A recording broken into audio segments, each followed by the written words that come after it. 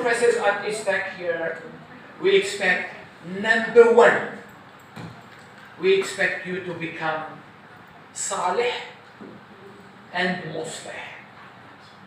Salih alone is not enough. Salih means you are good in yourself. Your character is good. Your life is good. But not enough.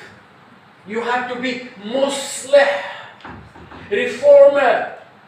You should have a sense of mission, a sense of responsibility for yourself, for your society, for your community, for your own ummah.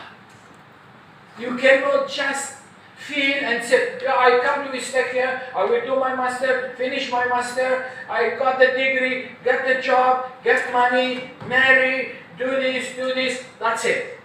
If that's it, then you are in a different model of education.